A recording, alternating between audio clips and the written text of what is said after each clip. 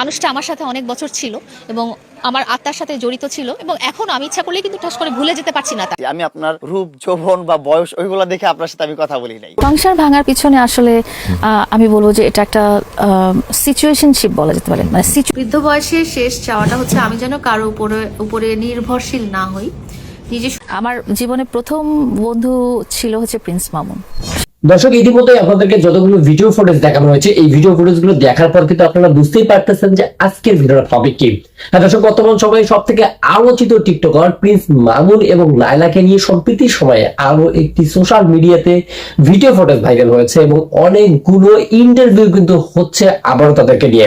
তো দর্শক, কথা বলার আমরা সর্বপ্রথম আপনাদের কিছু ইম্পর্টেন্ট ভিডিও ফুটেজ দেখাবো, তাদের পুরোনো কিছু ইম্পর্টেন্ট ভিডিও দেখাবো, যে ভিডিওগুলোতে তারা একসঙ্গে থাকার প্রমিস করেছিল, একসঙ্গে থাকার একটা প্রমিস করেছিল এবং পরবর্তী সময় তারা আসলে সেগুলো ভুলে গিয়ে নিজেদের মতো নিজেদের স্বার্থ নিয়ে দৌড়াচ্ছে, এমন কথাই কিন্তু বলতেছে এখন নেটিজেনরা। দর্শক, কথা না বাড়িয়ে সর্বপ্রথম আমাদের কাছে কিছু ভিডিও ফুটেজ আছে, কিছু ইন্টারভিউ আছে, কিছু পুরোনো ভিডিও আছে এবং কিছু হিডেন ক্লিপ আছে। এই সবকিছু ভিডিও আপনারা যদি দেখেন তাহলে তো বুঝতে পারবেন যে আসলে তারা কোন ভাবে প্ল্যানটা করেছে এবং তাদের সকল সমস্যা শুধুমাত্র কেন সোশ্যাল মিডিয়া কেন্দ্রিক। বৃষ্টিতে পড়তেছে, যেটাই করতেছে না করতেছে সবকিছুই সোশ্যাল মিডিয়াতে তারা ওপেন করে দিচ্ছে। এই বিষয়টাই জানতে পারবেন আজকের ভিডিওটিতে। তো দর্শক, কথা না বাড়িয়ে আমাদের স্ক্রিনের সাইডে কিছু ভিডিও পেলে হবে, আমরা আগে ভিডিও ফুটেজগুলো দেখে নেব। আমার সাথে অনেক বছর ছিল এবং আমার আত্মার সাথে জড়িত ছিল এবং এখন আমি ইচ্ছা করলে কিন্তু ঠাস করে ভুলে যেতে পারছি না তাকে। হ্যাঁ, তাকে আমি চেয়েছিলাম যে অনেক বড় একটা জায়গায় দেখতে এবং তার সাপোর্ট হিসেবে আমি তার পিছে পিছে বা তার সাথে সাথে থাকতাম। যে একজন জুনিয়র হয়েও কিন্তু সে আমার সাথে মানিয়ে যেতে পেরেছে এবং আমাকে ভালোবাসতে পেরেছে এবং এত বছর আমাকে তার সঙ্গিনী হিসেবে সারা মিডিয়াতে, সারা বাংলাদেশে সে প্রকাশ করতে পেরেছে। এক মুহূর্ত পরে আমি বেঁচে থাকবো কিনা সেটাও জানি না। তো আল্লাহ তাআলা আমার ভাগ্যে এবং তার ওই ব্যক্তিটির ভাগ্যে যেটা লিখে রেখেছেন, যেটা আমাদের জন্য মঙ্গলজনক, সেটাই হবে এবং সেটাই আমি খুশি মনে গ্রহণ করে নেব, যেটাই হোক না কেন। এই মুহূর্তে যেহেতু আইনি প্রসেসের মধ্যে আছে ব্যাপারটা, তো এই মুহূর্তে আমি সামাজিক যোগাযোগ মাধ্যমেই বলেন বা সংবাদ মাধ্যমেই বলেন কিছুই ডিসক্লোজ করতে চাচ্ছি না, কারণ এটা এখনও তদন্তের প্রসেসে আছে। তো আমি যদি কিছু বলি সেটা বায়াসড হয়ে যাবে। তো আমি চাই একটা সুষ্ঠু তদন্ত হোক এবং যেটাই হোক না কেন আইনের মাধ্যমে এটা সবার সামনে তুলে ধরা হোক। আমরা আসলে সবসময় বলেছি যে যেহেতু আমরা দুজনই আপনাদের খুব ভালোবাসার পাত্র ছিলাম এবং হয়তো এখনও আছি, যদিও দুজন আলাদা আলাদা অবস্থানে আছি, তো আপনাদের সবসময় যেহেতু আগ্রহ কৌতূহল একটা ছিল, তো যে কোনো অনুষ্ঠানই আসলে সবাই কিন্তু খুব ঘটা করে করতে চায়। আর জীবনের যখন এক একটা অধ্যায় থাকে, সেই অধ্যায়টা কিন্তু মানুষ দেখেন একটা স্বাভাবিক সাধারণ ঘরে মানুষও বিয়ে শাদিটা অনেক বড় করে পালন করার চেষ্টা করে, সমস্ত সঞ্চয় ভাঙিয়ে। তো আমরাও চেয়েছিলাম যে সবাইকে খুশি করে তারপরে আমরা একটা ধুমধাম করে জিনিসটা সম্প্রচার করব। তো আসলে ভাগ্য বলেও কিছু কথা আছে, আল্লাহ তাআলা আমার ভাগ্যে এটা রাখেনি। সো আমাদের 5টা প্রাইভেট কার, 4টা বাইক থেকেও আমরা আজকে রিক্সা দিয়ে যাচ্ছি, কারণ রিক্সায় ঘোরাফেরার ফিল অন্যরকম। কিন্তু আমরা প্রায় রিক্সা, আমরা সব ইয়েতেই উঠি, পাবলিক ট্রান্সপোর্টে উঠি, আমরা উঠি, রিক্সায় উঠি, একবার বাসে উঠেছিলাম। সে যদি প্রমাণ করতে পারে, বললাম না, যে কোনো শাস্তিই মাথা পেতে নিব। সে আমাকে গিফট করতে বিধায় তো তার সাথে প্রথম থাকা হইলো, প্রথম কন্টেন্ট করে দেওয়া হলো তাকে। সে গিফট করতেছিল বলেই তো সে আমাকে এটা দিচ্ছে সেটা দিচ্ছে। আমার প্রথম বার্থডে, আমার তার সাথে পরিচয় হওয়ার প্রথম বার্থডেতে সে আমাকে একটা গাড়ি গিফট করলো 12 লাখ টাকা দিয়ে। একটা মানুষ 12 লাখ টাকা ইনভেস্ট করলো আমার পিছনে, তাকে তো অবশ্যই আমার একটু সময় দেওয়া উচিত। একটা সেলিব্রিটির কাছে একটা মানুষ কি চায়, একটা ফেমাস মানুষের কাছে একটা মানুষ কি চায়? তখন আমার 10 মিলিয়ন প্লাস ফলোয়ার্স। মানুষ অনেকে এখন আবার দেখলাম কমেন্টস করে যে ওই তো তোমাকে ভাইরাল করে দিচ্ছে, ওর কারণে তুমি ভাইরাল হইছো। ভাই, আমি যখন ও আমার কাছে আসছে, ও যখন বিগ ফ্যান বলে চিৎকার করে যে আমি মামুনের বিগ ফ্যান, তখন আমার 12 মিলিয়ন ফলোয়ার্স। সেটা আপনারা ওই ভদ্রমহিলার কিছু ইন্টারভিউ দেখলেও বুঝবেন যে 12 মিলিয়ন ফলোয়ার্স থাকতো কেন আমার মতন বুড়ির কাছে আসছে।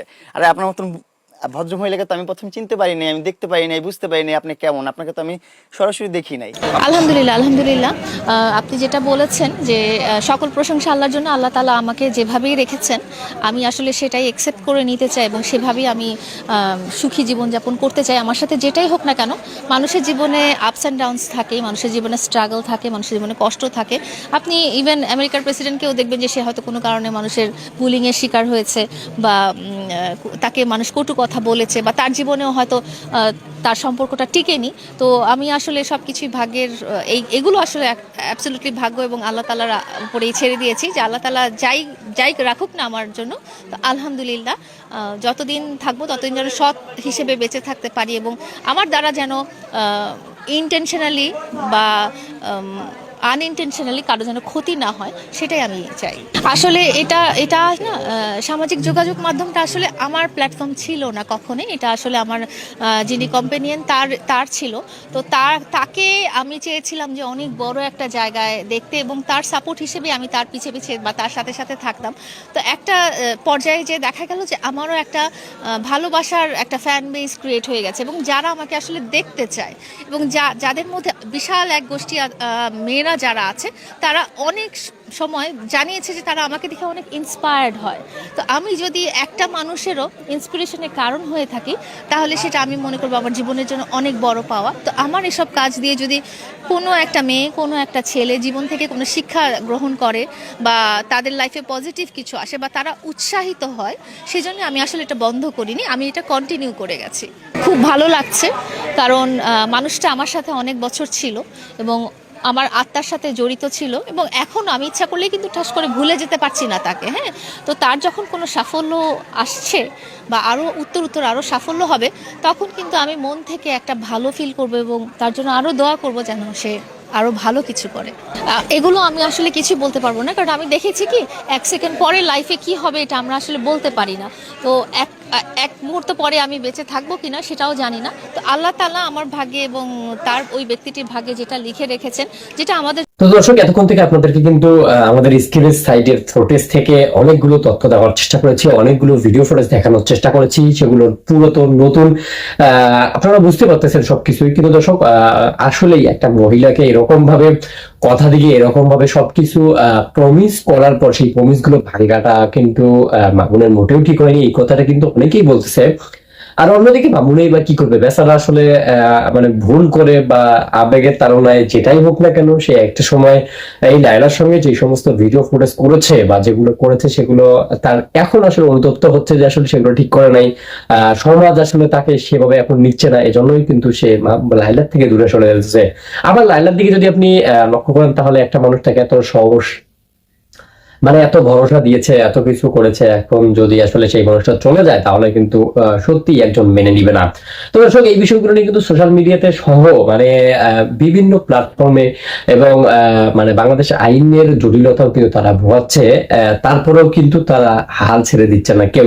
কিন্তু দর্শক, এর ভিতরে আসলে কি হতে পারে, শেষ সমাধানটা আসলে কার দিকে যাবে, সেই বিষয়টা নিয়ে আপনারা লিখতে পারেন আমাদের কমেন্ট বক্সে। তো দর্শক, ভিডিওটি শেষ করছি এখন। এই ভিডিওটি শেষ করার আগে ছোট্ট একটা রিকোয়েস্ট থাকবে, এখন পর্যন্ত যারা যারা ভিডিওটি দেখতেছেন কিন্তু আমাদের চ্যানেলটিকে সাবস্ক্রাইব করে রাখেননি, আপনাদের কাছে রিকোয়েস্ট করব অবশ্যই কিন্তু আমাদের চ্যানেলকে সাবস্ক্রাইব করবেন, পাশে আসা বেল আইকনটি অন করবেন, কারণ আমাদের এই চ্যানেলটিতে প্রতিনিয়ত অনেকগুলো আপডেট ভিডিও কিন্তু আপলোড করা হয়।